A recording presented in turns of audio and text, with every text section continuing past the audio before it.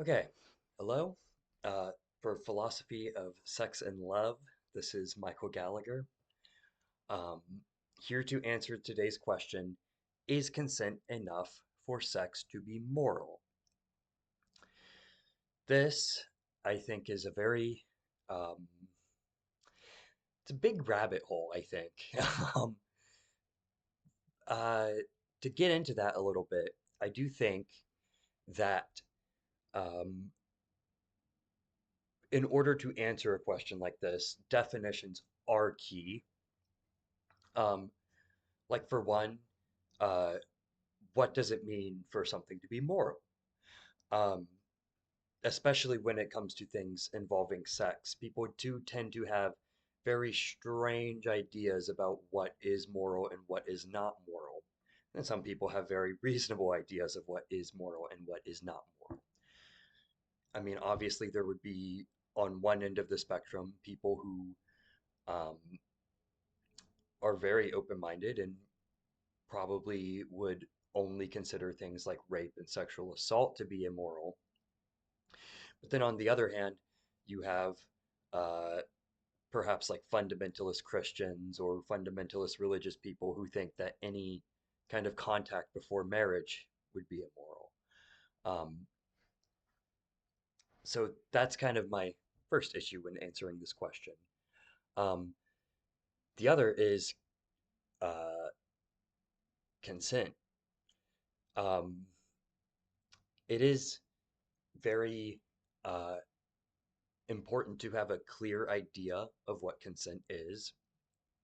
I always tend to favor um, very specific ideas of what is consensual uh, because I kind of think of it as an inverse effect. The more specific your ideas of consent are, the more broad your ideas of sexual assault are, which means that more victims will have their justice that way. Um, but um, consent is also something that uh, is important to define because, as we talked about, like coercive things when it comes to sex, um, it can play a big factor. Um, Depending on how broad you want to be with your definition of what it means to consent to sex, if someone is threatening your life and you consent, then some might say that's acceptable. Obviously, that is not the case, but I hope that goes without saying. I really do. Um, but yeah, so it's important to define consent in a manner that uh, makes it so that people can have a clear idea of what they're getting into when they um, are getting involved in sexual activities. Um, I tend to use the phrase informed consent. So, um, in a case where someone is not being coerced um, in any way, um, and in a case where, um, oh, where they're not being coerced and where they are um, fully informed about who their partner is, anything that they might want to know, they do know, and there are clear boundaries set up. I do think that is enough for a generalized idea of that sexual activity being moral. Um, However, there are a lot of cases where things can get a bit more uncomfortable.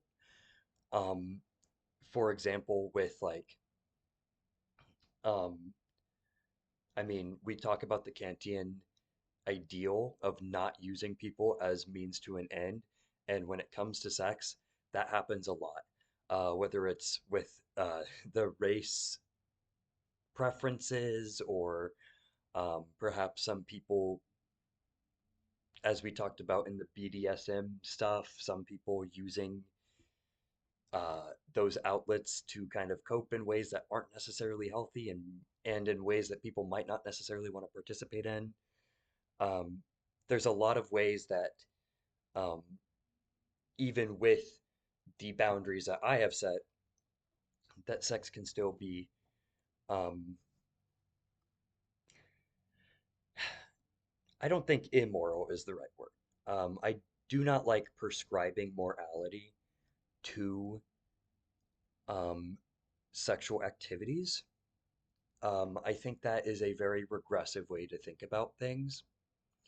And I have noticed this in um, a lot of the things we talk about and a lot of the ideas that kind of end up getting debunked. A lot of them are based around ideas and like premises that sex is somehow inherently good or inherently bad or can be immoral or could be moral, etc. Um, I just, there are obvious cases where things like rape and sexual assault that are obviously immoral. But I do think that there is, I find it odd that people tend to want to moralize the activities that people participate in. Um, Maybe this is my sociology hat coming into play. I do not like prescribing meaning to something unless I can kind of prove that that meaning uh, is kind of meaningful. I guess the meaning has to be meaningful. That makes sense, right? um, I don't know. It's not that these ideas don't affect the way that things work. It's more so that um, I think it tends to be more restrictive to the way people think rather than um, lifting them up and letting them really think about these things in true terms. Um, so I suppose I should try and give a more definitive, conclusive answer for the last few minutes of this. So is consent enough for sex to be moral? I think on a base level, when you are not being coerced, so coercive consent does not count, although admittedly there are degrees in that where, it's like when we were talking about in our debate of you know, uh, what if it's just like kind of scummy to ask someone for sex and not necessarily coercive? I wouldn't consider that immoral because to me, immoral is doing something that is like something that you should just know is wrong, I guess. Like it's different from ethical behavior. It's just, yeah, like when you know something is immoral, it's something that you just know shouldn't be happening. And I wouldn't necessarily consider scummily using someone for sex to be something that just shouldn't be happening. I I hope that doesn't make me sound scummy. Um, but okay, getting back on track. When people are given an opportunity to give fully informed consent, so being informed about who their partner is, uh, you know, no surprise Nazis or anything like that. um, when they get that opportunity to be fully informed um, and not being coerced, I think in those cases, the sex that takes place, um, that is enough for that sex to be on a base level, not immoral.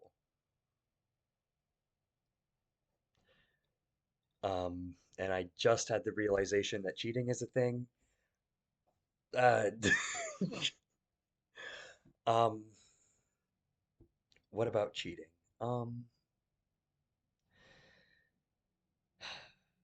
See, and this is why at the beginning I said that this is quite a rabbit hole, um, because there are so many parameters, so many different situations that this question can be applied to, that it's very difficult to think of everything.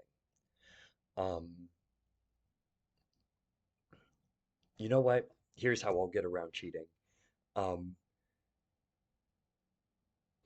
if you are in a relationship with someone and you are going to have sexual activity with someone else, uh, you need to get consent from that person you are in a relationship with.